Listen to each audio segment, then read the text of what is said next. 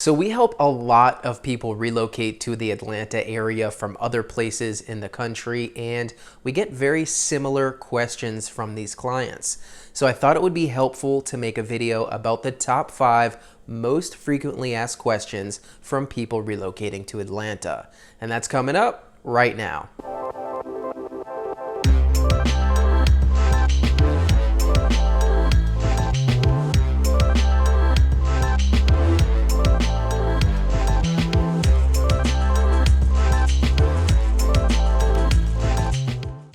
Hey everyone, welcome back to the Living in Atlanta YouTube channel. I created this channel simply to help you understand what it's like to live, work, and play in and around the Atlanta area. My name is Mark Brenner. I'm a realtor here in Atlanta, Georgia, and my real estate team, the Living in Atlanta team, would love to help you. If you are thinking about relocating to the Atlanta area from another state or from somewhere else in Georgia, please reach out anytime. We help folks relocate here from other places all the time, and we absolutely love it. You can book an appointment with me directly using the link in the description below. You can give us a call, email, text, whatever you want to do, but don't hesitate to reach out. Also, if you're trying to understand what it's like to live in Atlanta, make sure you check out my playlists. I have a lot of great information that could possibly help you, from budget videos to full vlog tours of different neighborhoods to just general information about what you need to know if you're going to be moving to Atlanta. All right, so today we're going to be talking about the top 5 most frequently asked questions that we get from clients as we help them relocate to the Atlanta area. So let's get into it. My top 5 most frequently asked questions from people relocating to Atlanta. All right, so this list is in no particular order, but the first one is diversity. One of the most common questions we get when we're helping folks relocate: is there good diversity in the area that I'm looking at? Is this an area that myself and my family will feel comfortable and accepted in? Now, this is obviously a really important question. You're moving your whole life and potentially family to Atlanta. You want to make sure that the neighborhood you end up in is welcoming, accepting, and tolerant of who you are and your beliefs. And because the South can sometimes get a bad rap for not being tolerant of this type of stuff, this is a very common question I get. Now, obviously, this is going to depend on where exactly we're talking about, but overall, what I tell clients is, for most cases, you're not going to have to worry about feeling comfortable in the area that you move to. Although the South can get a bad rap for not being tolerant of certain type of people or beliefs, you have different political beliefs, religious beliefs, cultural practices. All these types of differences do blend in the city of Atlanta. And like most cities you would expect, it goes mostly without a hitch. But I think the place people are most concerned about is when they are looking at a more rural area outside of Atlanta. They want to make sure they're not in one of those stereotypical rural southern towns that is bigoted or not accepting. And what I tell them is, this is very rare. Yes, Georgia's a red state. We're in the Bible Belt, so you do have some stereotypes that go along with those things. You have that image in your head that you saw in a movie or just in cultural in general of a very rural place with backwards thinking folks and Confederate signs. There is some of that, but it's not as prevalent as I think some of the culture makes it. So unless you're moving to the deep, deep South, somewhere extremely rural in Georgia that has a bad reputation, I don't think you're going to have to be too concerned about feeling accepted in the greater Atlanta area. Now, of course, depending on who you are, what your background is, we can identify an area where you may feel more comfortable with people who are like you. But generally speaking, there's not a lot of extreme areas we need to avoid when talking about this topic. Okay, number 2 most frequently question I get asked is about crime. People want to know, is this going to be a safe area for myself to live? Is it going to be a safe area for my family to live? And if you've turned on the news recently, you may have seen Atlanta in the news for negative reasons related to criminal activities. So I get this question all the time. Now, I made a whole video on crime in Atlanta recently, which you should definitely check out. And in that video, I go into detail about how crime statistics can be misleading if you're trying to determine if you're going to feel safe in a certain area. If you only go by the statistics, you would probably end up avoiding a lot of areas that I personally think are great places to live in. Now, there has definitely been an uptick in crime, and some of the news stories you're seeing are related to things like shootings on the highway and road rage related incidences, or shootings at Lenox Mall, which has become notorious for basically kids running around unchecked, unsupervised, leading to certain incidences like one I just mentioned. So people see these things in the news, they ask about them in our conversations and talking about moving to Atlanta. What I tell them is, yes, there is a surge in crime in Atlanta. There is a surge in crime in most major American cities right now. A lot of people think that has something to do with COVID, a lot of the civil rights, civil justice issues that have been popping up recently. So obviously it's a tumultuous time in America for a lot of different reasons, and across the board, you're seeing an uptick in crime in most American cities. Now, Atlanta in particular is very micro when it comes to the quality of the location, at least when we're talking about inside the perimeter. So what this means is things can change very rapidly from street to street. Whereas in New York, you may have an entire neighborhood that you can avoid or not avoid. In Atlanta, things change rapidly, street to street, block to block, subdivision to subdivision. So it's really important that you have boots on the ground, looking at how the street is, how the homes are maintained, talking to the neighbors if possible, going to the area of the home during different parts of the day and during different days of the week. All of these things will accumulate to give you a sense to whether or not you feel comfortable in a given area. Now, of course, this is a major city, so you have to go by city living rules. You don't leave stuff in your car. Be aware of your surroundings at all times, especially at night. If you're a woman, you probably don't want to make a habit of walking alone at night in public areas. You want to have a security system. So just basic items that go along with living in the city to protect yourself and your family are really important and can greatly reduce the risk of dealing with some of these issues we're talking about. Now, if you're looking at moving outside of the perimeter in some of the suburbs, maybe to the north where the good schools are, you're really not going to run into too frequent of crime issues. You've got strong police presence in most of those neighborhoods, and they're just higher income areas, and with that, a lot of times come lower crime. But of course, in the city and certain areas outside of the city, there's going to be a little bit of trade-off in terms of the value you can get for a home with what the crime conditions are like. But overall, it is a city where, of course, you need to be aware of your surroundings. We do have a lot of incidences. Hopefully, we can get a handle on that and bring it back down to the trend we were working through, because Atlanta has had a 20-year trend of crime reduction up until the last couple years. So I'm hopeful and confident we can turn this around. It's definitely not ideal, but I personally don't think it's a deal breaker in terms of moving or not moving to Atlanta because of the crime. All right, the third most frequent question I get asked when relocating to Atlanta is about jobs. Where are the jobs? What is the job market like?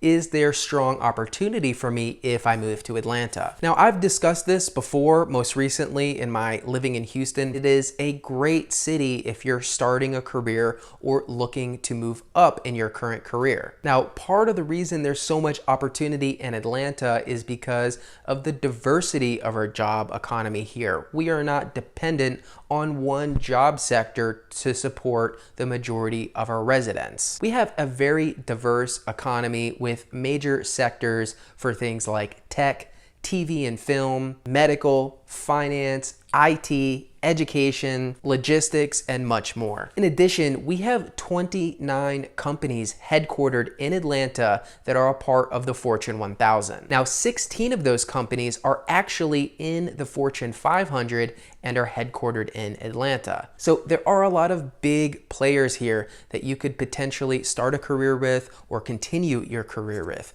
Companies like Coca-Cola, Delta, UPS, Home Depot, and the Southern Company. And if you happen to be a minority who's interested in IT or technology, Atlanta has a ton of opportunity, especially for you. Now, this is due in part to some of the higher education institutions we have here, such as Georgia Tech, Georgia State University, and the plethora of historically Black colleges and universities create an environment in Atlanta where we have a lot of diverse talent and we have a lot of companies hiring that diverse talent. In fact, because of the higher education, because of the historically Black colleges and universities, because of the diverse tech talent we have major companies like Microsoft and Google increasing their presence in Atlanta, specifically so they can find diverse talent to fill their ranks with. And I will say, Atlanta has a very entrepreneurial vibe to it, if that makes sense. From kids selling snacks at red lights to random people out and about doing a low budget film or TV production,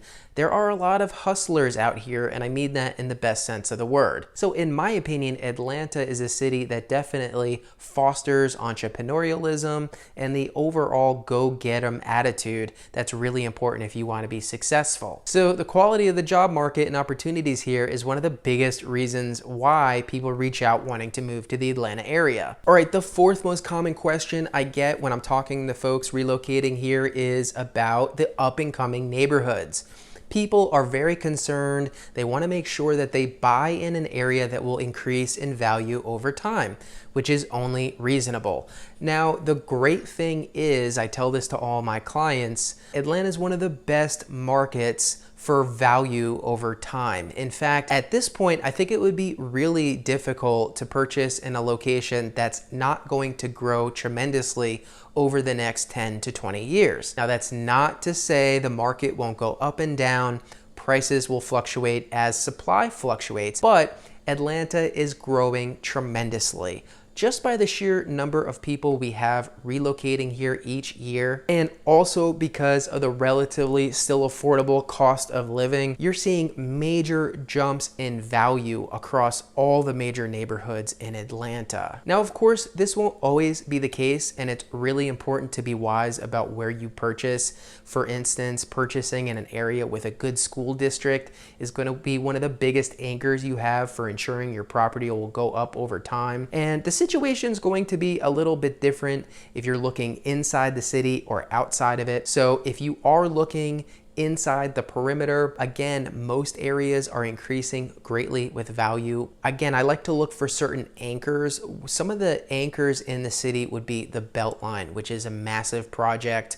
27-mile loop around downtown Atlanta. I've made a full video about this, but in terms of the neighborhoods that border or are close to the Beltline, that is one of the best anchors for long-term growth you could ever find. Some other inner city anchors would be some of the major developments I've talked about before, like Airport City and Aerotropolis in South Atlanta, and currently the area around Grove Park, where you have the West Side Park, you have Microsoft greatly increasing your presence there, and a big mixed-use development that's underway in that area. So these are the types of major projects that are going to indicate growth over time in an area. But again, it's really hard to go wrong right now purchasing in Atlanta. Again, if you're outside the perimeter, your big anchors are probably going to be the school districts and the quality of the subdivision, how the homes are spaced out, and of course the quality of the home itself. But you want to be in an area that is a relatively decent commute into the city if you happen to be selling to someone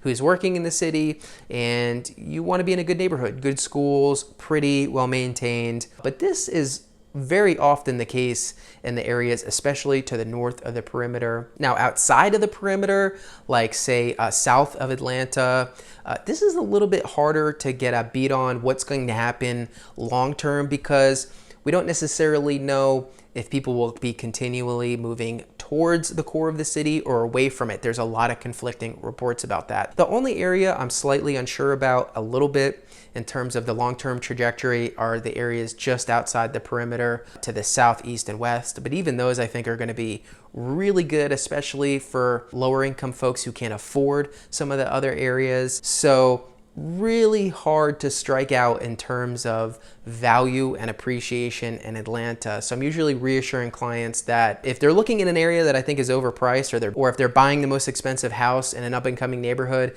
maybe that's a discussion about our approach. But overall, buying real estate in Atlanta is a fantastic and safe investment, and I can tell you that from personal experience. All right, the fifth and final most frequently asked question I get from people relocating to Atlanta is, what is the market like in Atlanta? What is the real estate market doing? Is it still strong? Is it a challenge to buy? Is it going to crash soon?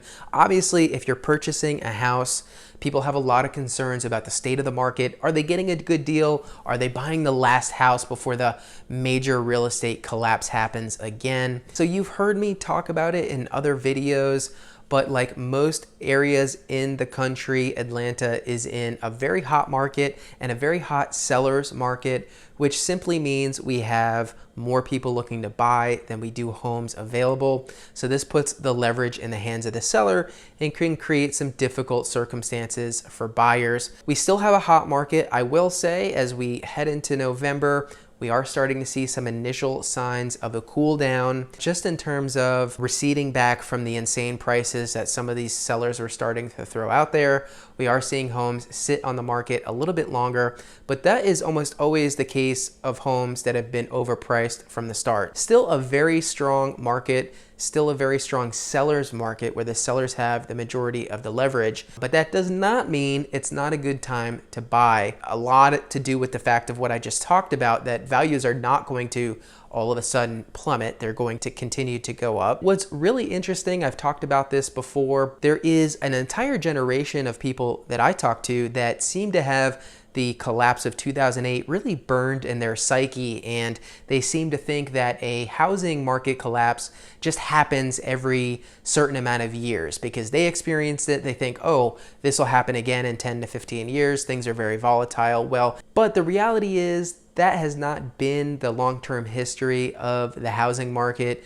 We really don't get major crashes every 10 to 15 years. And of course, that particular incident had a lot to do with mortgage fraud and some of the regulations that were in place or not in place during that time that allowed a lot of people to own homes that maybe couldn't actually afford it. So I do not think we're headed for another market collapse.